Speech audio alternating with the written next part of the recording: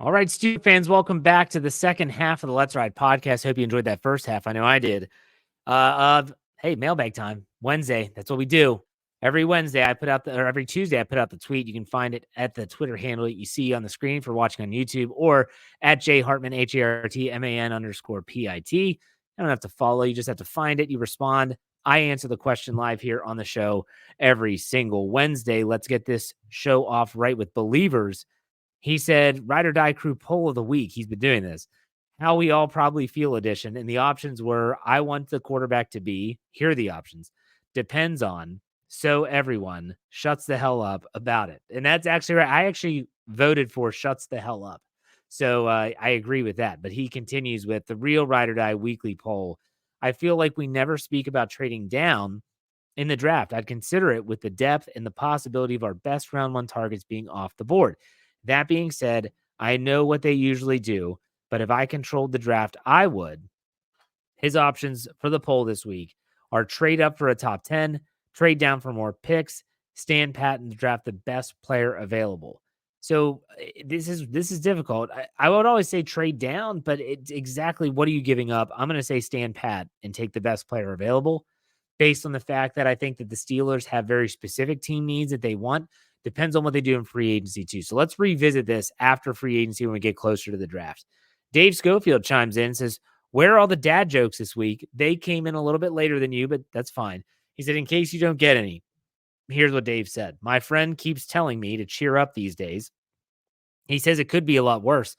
I could be trapped inside an underground hole filled with water. I know he means well. But ching. Nice. Very nice, Dave. That was a good one. And then Big Will, another Ride or Die Crew member, chimes in and says, I want to start playing silent tennis. It's like regular tennis, but without the racket.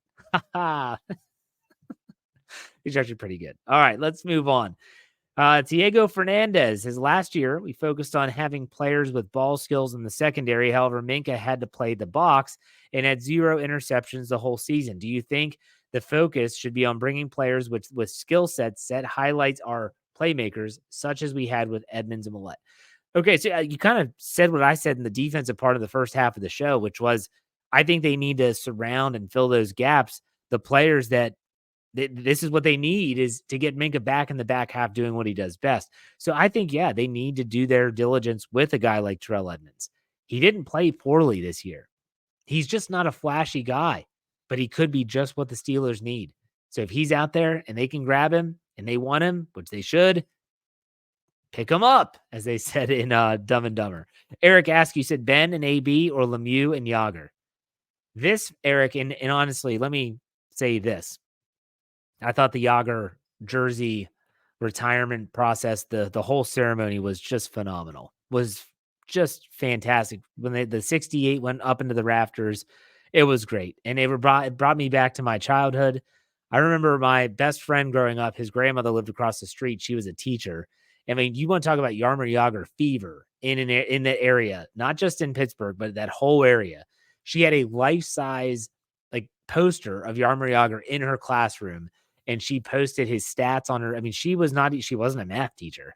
Just, it was incredible. But when you say Ben and AB or Lemieux and Yager, give me the guys that won 2 championships together over the ones that won 0. That is Mario Lemieux and Yarmer Yager. That's who I'll take. Let's go to Chris G. This is a deep tackle and cornerback draft class. Since those positions are expensive in free agency, would look to sign the best possible free center and draft the tackle and cornerback. Or are you going after JPJ in the first? I'm assuming you're talking about Powers Johnson from Oregon. Frazier in the second if JPJ is taken before 20. So I think that the Steelers are going to be smart. I'm going to lean on someone like Roy Countryman, which, by the way, he's going to be starting his own podcast on our network, not Steel Curtain Network, his own podcast on the Fans First Sports Network here, hopefully this week. Keep your eyes out for that. But he's the one that said there's some of these positions, they should double dip. They should be looking at free agency and in the draft. That's going to be important. So I think tackle, cornerback, double dip. Double dip for sure. And then when you talk about corner, I would take Frazier in the second and still be able to use the first somewhere else. And I do think JPJ, meaning the center, could be gone before the Steelers pick at 20. All right, let's go to Haskins QB1. He said, hey, Jeff, it's been a while since I asked a question, but I never miss an episode. Thank you very much. He said, but my question is, are we, the Steelers, really a quarterback away from being a legitimate playoff contender? And if so, this is the year to get the best option out there to really help our potential. And not saying KP8 isn't the answer, but he hasn't shown anything and can't stay healthy. Thanks, Jeff. Hashtag Ride or Die Crew. I've said this before. I'll say it again. I don't think the Steelers are a quarterback away. It's a question I asked Tim Benz, who was on my show a couple weeks ago. When I think it was 3 weeks ago, I had Tim on, and he agreed with me. I don't think they're a quarterback away. I think that if they can figure out who that quarterback is, maybe it is Kenny Pickett. You said he hasn't shown us anything. He's won some games. He's shown some fourth quarter magic. We'll put it that way. But he has been injured a lot. That's 100% accurate. As much as the other statement was with the wins and the fourth quarter comebacks. So until they figure out that quarterback, one position, one player, no, I don't think they're one player away. Steelers 419 said, I would prefer the Steelers address corner in free agency, given their track record drafting cornerbacks, excluding Joey Porter Jr., and the fact that there are options available in Johnson and Snead. Is this fair, or am I stuck in the Kevin Colbert era? For me, let's also free agents, cornerbacks. They've done some good work with some lesser known players. I remember when Steven Nelson was brought in. No one really knew much of him from his time in Kansas City. Played really well for the Steelers. Just contract got too much. They had to cut ties with him when the salary cap dipped. I'm not going to be all in on the Johnson and Snead. It's just going to cost too much money. The Steelers cannot afford that type of contract. I don't think they're going to be in those conversations, but I do think there are free agents out there who could fit the bill, and then they still can draft a cornerback, but they don't need to necessarily do it in round one. And let's also keep in mind, before people start with the rhetoric of the Steelers cannot draft cornerbacks, how rare have they drafted a corner really, really early? Yes, Artie Burns, that was bad. That's an outlier, though. They really don't tend to target cornerbacks early in the draft.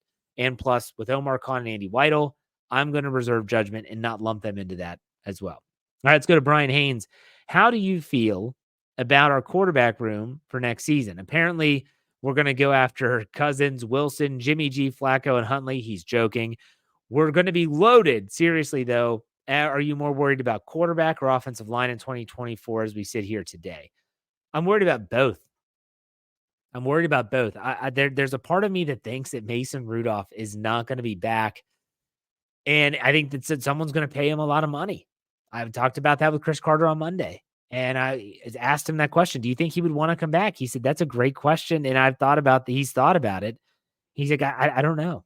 It's going to be interesting to see how this offseason plays out. But I think they have a better likelihood of fixing the offensive line this season than they do fixing the quarterback position, which sucks. Let's go to Bob Rayberg. Do you think we will ever know the behind-the-scenes dysfunctionality of the Matt Canada reign of terror from a player or coach? I know the Steelers are a classy organization, so we'll likely never know, but it would be interesting to hear details of why he was so bad, incompetent, and stubborn. I don't know. That's something that maybe I can talk with my source. I don't even know when that would be appropriate to talk about that and to get that information. So unfortunately, I don't think we'll ever know that. Next question from Bob. Great. He said also great interview with Chris Carter on Monday. Keep bringing him on. Maybe we'll talk to Chris in this offseason and see what we can make happen. We'll see. Let's go to Steelers fan 69. He's a little bit later than usual. He's always here with the dad jokes. He said, hi, Jeff. Did you see Dave Schofield put out a dad joke? Here are mine. For Valentine's Day, my wife asked for something shiny that can go from 0 to 200 in 5 seconds. So I got her a bathroom scale. Oh, he said, boy, am I in the doghouse. Dogs can't operate MRI machines, but cats can. I'm a sucker for a dad joke, all right? Give me a break. All right, let's go to Steve, the Tennessee trader. He said, if the Steelers could get Tyron Smith for under $7 million, should we pull that trigger? I need to know more than just that. That's what a lot of times people ask me these questions on social media. If you could get X player for the X amount, how long is the contract? How, like, all this stuff that's going on, like, how much is this going to cost them in the long run? What's the salary cap hit? What's the sign? I want to know more details before I say yes or no. The next, sell the team. That's his Twitter handle. He said, do the Steelers watch other games and quarterback play in the playoffs and really think they're close? I don't know what you want me to say. I don't think they're a player away. Said that earlier. I'll say it again. They might think differently. Maybe they'll prove us both wrong. Wouldn't that be something? Let's go to Timu Enberg. Said if Deontay gets traded, who is your favorite to replace him? Who's saying Deontay Johnson's getting traded? Because I'll say this: who wants Deontay Johnson? It's not like he's coming off this crazy awesome season. They need him. They're going to need him. They're going to need him to be that guy, whatever that guy is. And I kind of outlined that in the first half of the show. So yeah, I don't think he's getting traded. I'd be shocked. James asked, Shannon raised a point on The Hangover that Lainey Wilson and Duck Hodges could be the new Taylor Swift and Travis Kelce phenomenon. In all seriousness, would you welcome a Duck Hodges return to Pittsburgh as a QB3? I don't think Duck Hodges has any interest in playing football again. He was in the NFL, played in Canada, and I think he just kind of hung it up. I think he's done. And, honestly, with Lainey Wilson, she is the biggest country star right now in terms of female country singers. And I don't think Duck Hodges necessarily has the Travis Kelce pool. But I'll tell you what, that is quite a tandem. If he was still playing, it would be pretty similar. Let's go to Carter's Twist. Do you think we have already condemned Arthur Smith's offense by saying it will be the same? In my opinion, an offensive coordinator who cannot bring something new to an offense is doomed to repeat their previous failures. I'm optimistic Smith's offense will be fresh and new. Let me say this, Carter's Twist. If this offense is exactly the same, almost to a T, then you, me, and everyone else listening to this podcast knows who to blame. It's not Art Rooney II. It's not even Arthur Smith. It would be the head coach. Because if you keep removing these pieces of the puzzle and yet it continually remains the same, then who's the common denominator? We would know that answer, wouldn't we? We would all know that answer. It would be blatant. So I'm anxious to see what they can do with Arthur Smith as well. I think it's going to be different. I think it's going to be good. Last one from Tendercat. Hey, Jeff, do you think the Steelers should give this next season solely to Rudolph as the starter? The guy's something to prove, and with a better offensive plan, I believe he could be pretty dangerous. I'm riding with Rudy. Well, first, Tendercat, he has to be under contract. Right now, he's a free agent. They have to win the bidding war to get him to stay. And when you think about it, they have every right now to negotiate. They could sign into a contract tomorrow if they wanted. Don't think it's going to happen. It would be stupid for Mason Rudolph. He wants to test the waters coming off of the way that he finished the season. His price tag is never going to be higher, barring him getting a starting job. I am going to say this, though. You brought up about how he should be the full-time starter, and something that Kevin Smith and I talked about on our NFL Whip Around podcast, which is on the FFSN NFL podcast feed. You can get that wherever you get your podcast just by searching FFSN NFL. He said he doesn't think that they can do like a genuine competition because it's really difficult to split everything.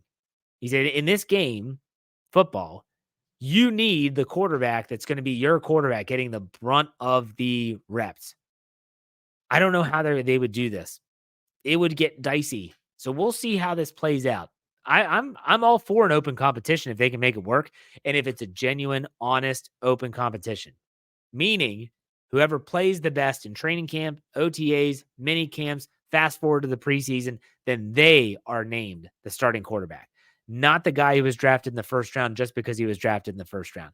So if they bring back Mason Rudolph and he wins the job, then he wins the job and he's the starting quarterback. If they're going to do that, and judging by last season, the way it ended, they might be willing to do that. I'm on board. I'm on board 100%. Let's see what happens, but they got to get him back in the fold first. Keep that in mind. All right, that's it for me. This was a great episode. I loved everything. I hope you all enjoyed my little birthday speech at the beginning of the show. Nonetheless, I thank you all for listening.